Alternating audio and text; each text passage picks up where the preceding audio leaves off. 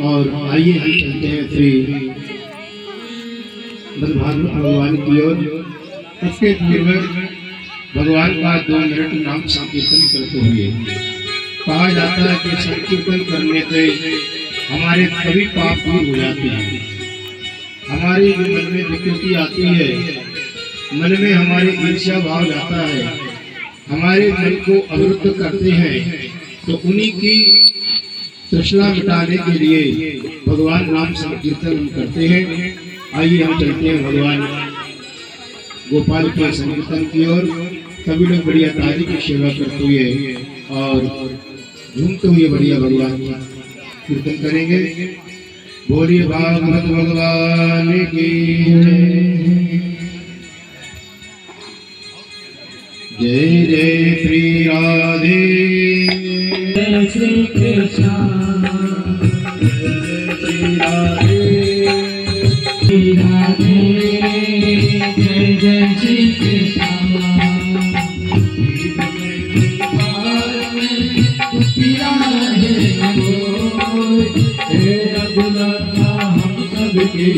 अभिमन पूरी हो।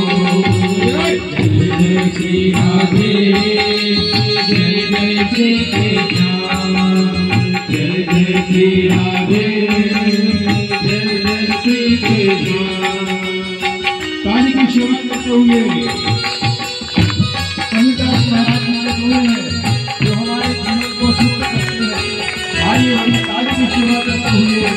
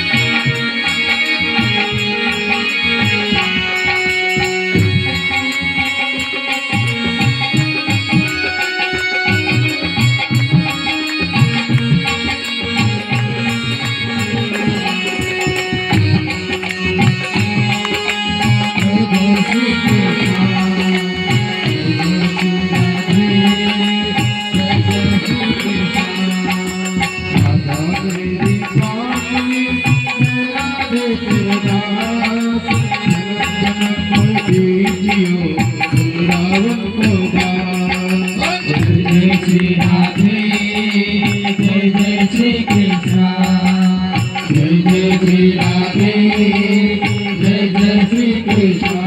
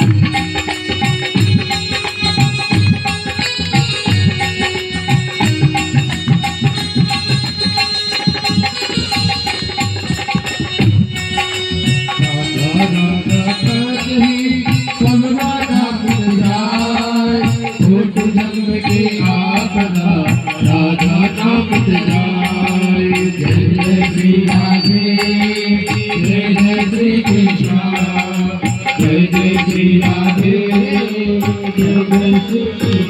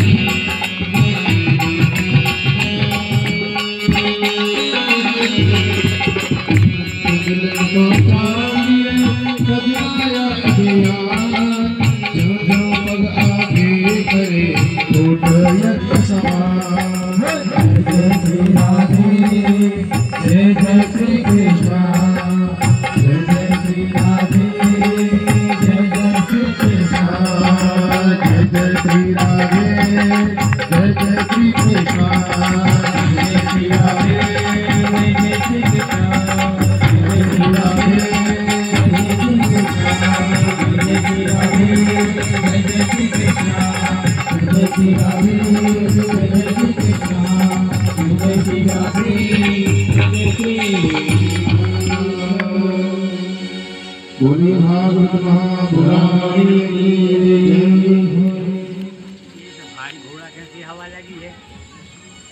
भगवान का नाम ही कल्याणकारी है। जिसने भगवान का नाम जपा है उसका कल्याण हुआ है। आइए हम चलते हैं श्रीमद् भागवत भगवान की ओर।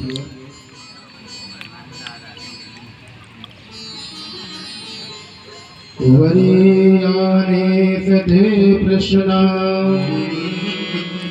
प्रियमाणस किं कर्तव्यम् वरीयाने सते प्रश्ना प्रियमाणस किं कर्तव्यम्।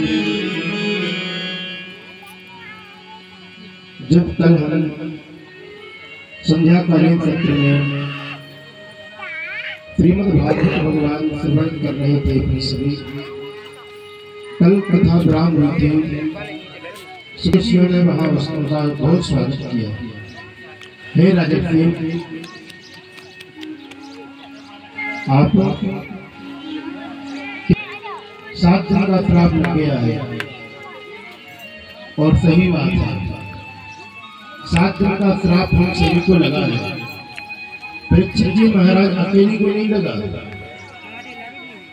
हम सोचते हैं कि कोई हम 1 साल जी जाए, कोई सोचता है 5 साल जी जाए, कोई सोचता है 50 साल जी जाए और कोई सोचता है हम 100 साल जी जाए। लेकिन ये हमारी गलत फहमी है। सबसे बड़ा जो हमारा मित्र है वो कौन है? कहा कि सबसे बड़ा हमारा जो मित्र माना गया है शास्त्रों में, वो हमारा मित्र है मौत। सबसे बड़ा मित्र है मौत। संसार के तो आपको लोग अपनाएंगे और छोड़ देंगे।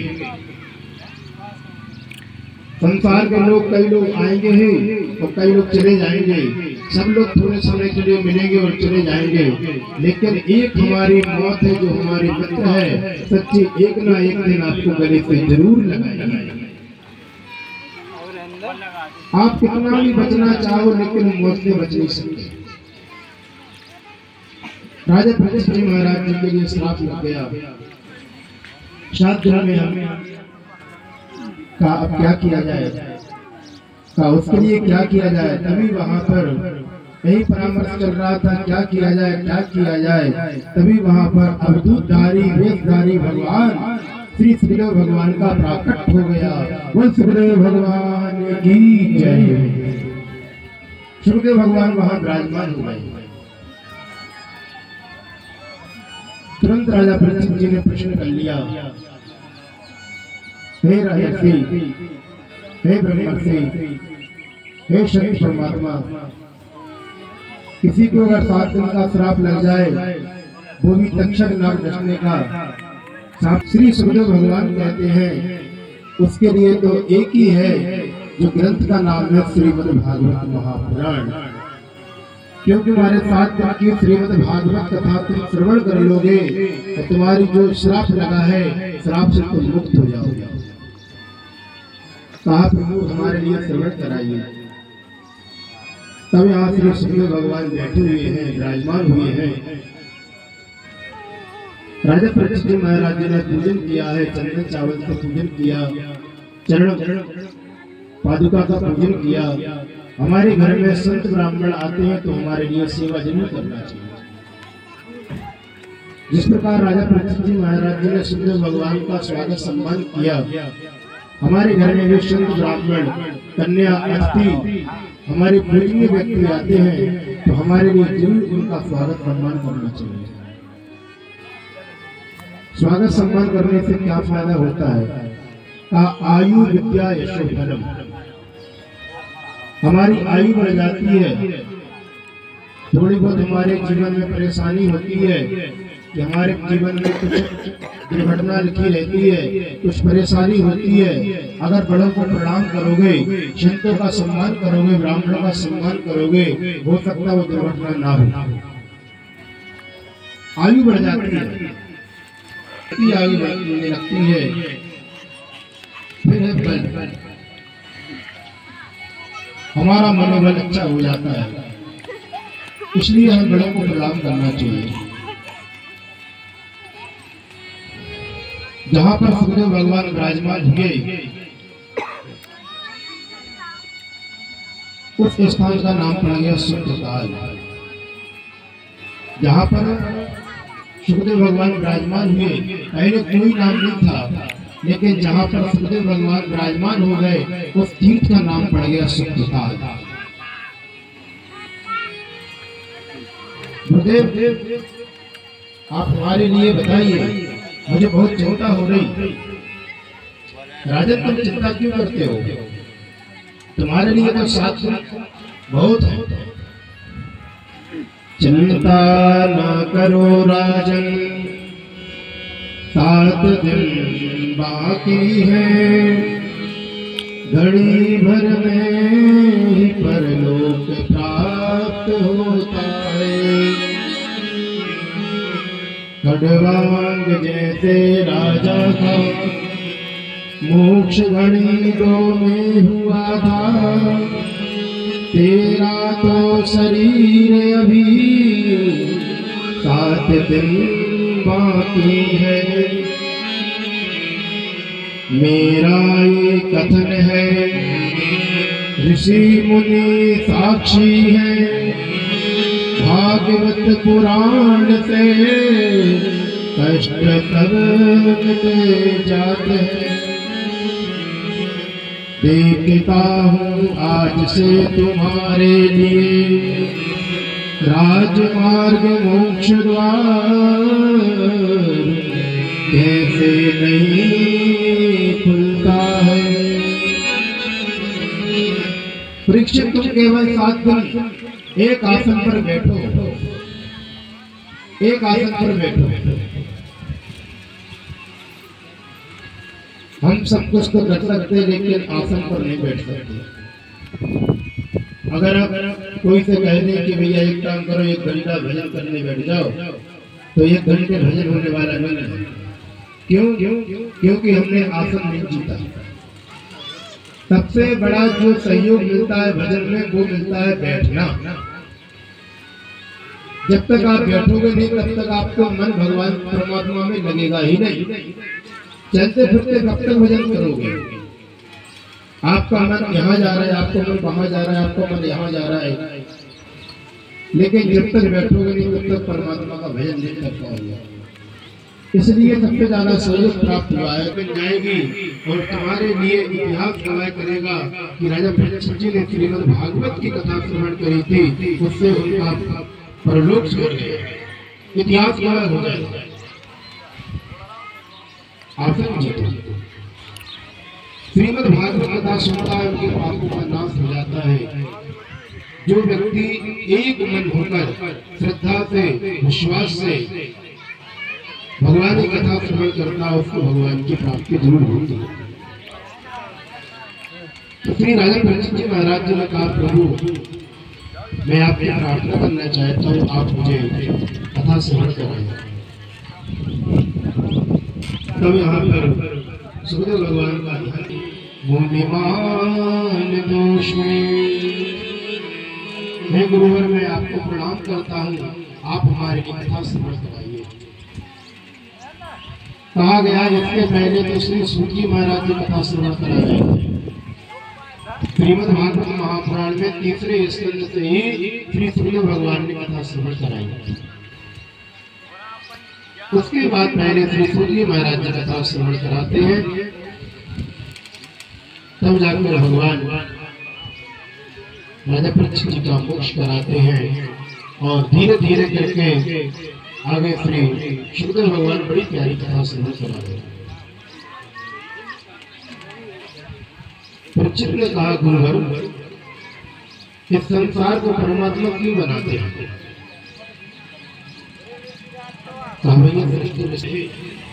इसलिए हम बच्चों का विवाह करते हैं, भगवान का भजन होता रहे, भगवान की पूजन पाठ होती रहे। कहा ठीक है। तो कहा क्या ऐसे जो भगवान बैठे हुए थे उनके मन में विचार आया, एक काम करते हैं, सृष्टि विस्तार करते हैं। सबसे ज्यादा परमात्मा यहाँ का भगवान नारायण हजारों साल जल में विराजमान रहते हैं। हजारों साल के बाद में विश्राम करते हैं और शेषनाग के ऊपर एक दिन मन में इच्छा हुई कि सृष्टि का विस्तार किया जाए। ब्रह्मा जी महाराज जी के यहाँ पर भगवान विष्णु के नाभि कमल से ब्रह्मा जी महाराज जी का प्राकट हुआ। ब्रह्मा जी महाराज जी का प्राकट हुआ, कहा कि हम कौन हैं? Ohm ohm. तो हजारों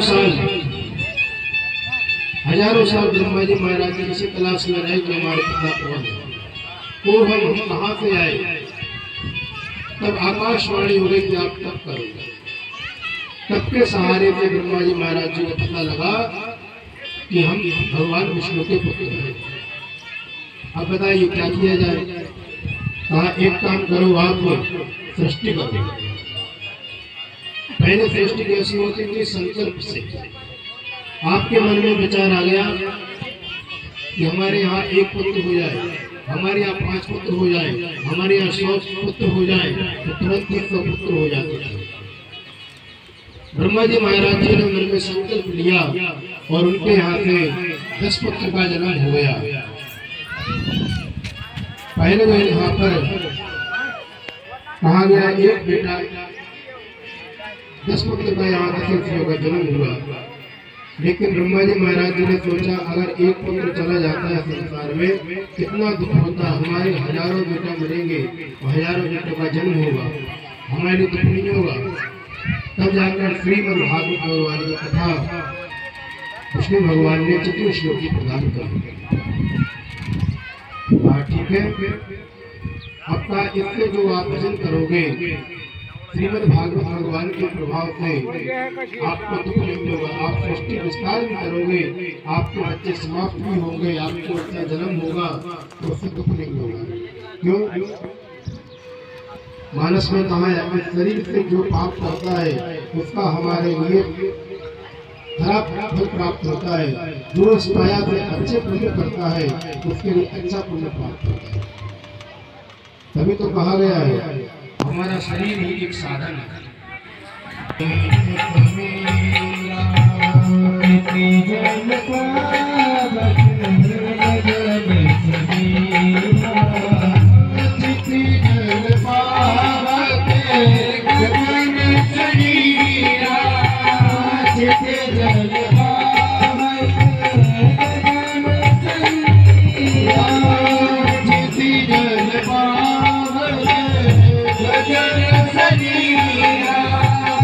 Jai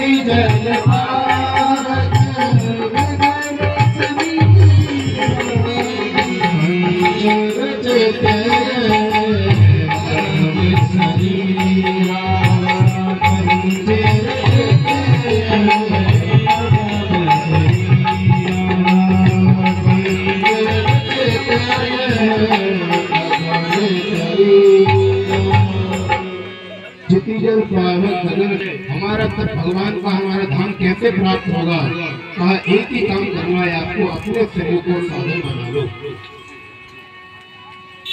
अपने शरीर को साधन बना लो। कौन सा साधन? साधन धाम मोक्ष कर द्वारा, पाई न जय परलोक सवारा। अपने शरीर को साधन बना लोगे तो आप परमात्मा का धाम प्राप्त हो जाएगा। जिस व्यक्ति ने परमात्मा का ये शरीर दिया हुआ है, लेकिन परमात्मा का जो शरीर दिया हुआ है लेकिन उसको आपने साधन नहीं बनाया, तो आप भगवान की कभी प्राप्ति नहीं कर पाओगे। इसलिए हमारे प्रयास करना चाहिए भगवान का भजन करें। धीरे धीरे करके ब्रह्मा जी महाराज जी क्यों सृष्टि अगर यहाँ प्रभाव हो जाएगा, प्रभाव होने के बाद में कोई शांति नहीं मिलती।